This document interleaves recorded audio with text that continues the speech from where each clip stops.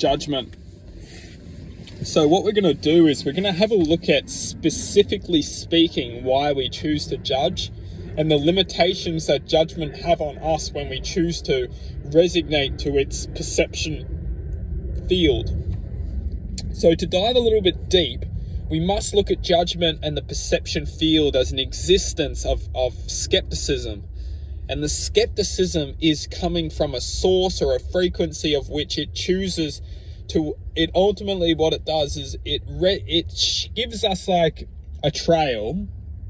If we follow that trail with our perception, all we're doing is we're getting closer and closer and closer and closer and closer and closer to where that field or where that trail is coming from. And that field and that trail, what it resembles in our lives is it represents like we're getting further and further and further and further into the mud. We're getting deeper and deeper and thicker within the jungle. And that is designed to get us more and more and more and more and more and more lost. We must understand that this frequency, this analogy, it works on a space of realistically, it works on a space of density. It's making our way into a denser state of existence, but it's working on frequency. So it's almost like, imagine a pure, literally speaking, imagine a frequency speed of sound which can't be affected because its speed of sound is at a frequency of divinity. It can't be interrupted. When we start going into more, you could say, less frequent speeds of sound, you can start to make interruptions within that speed of sound. You can start almost like give that speed of sound like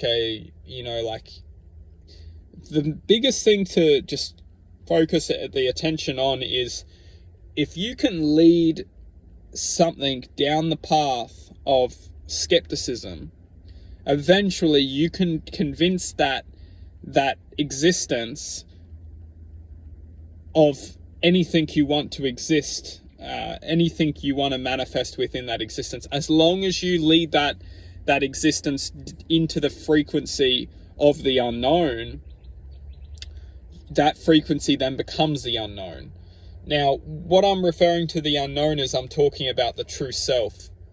The true self understands within itself what it's definitely come here to achieve. And sometimes when we are led down the path of distraction, we can eventually become so disconnected from the true self that we don't know anymore what is good, what is bad. And effectively speaking, judgment itself is where it all begins, because it must begin within a form of distraction, a form of destruction. Judgment itself is the reflection of injustice. Judgment itself is the reflection of the essence of separation. It's the first state of judgment which we encounter is the choice of the moment. And that's why it's so important to look back and understand where it all began, when we first started to judge, because it's at that very point of existence where we chose to start to walk down the path of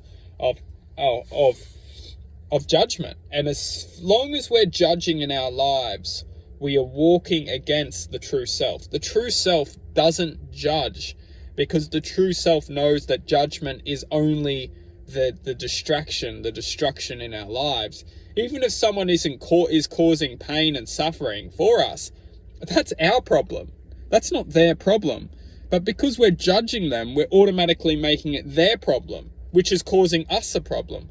But then that's not the truth. The truth is that it's our problem. And if they're causing pain and suffering, then that's our problem.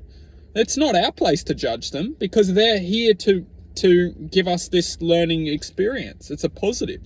And that's why when we move forward and choose to accept them, we don't get affected by them. We move forward. We start to formulate a way out of any point of suffering. But as long as we choose to judge, we literally form into the mud and just get affected. and feel infected.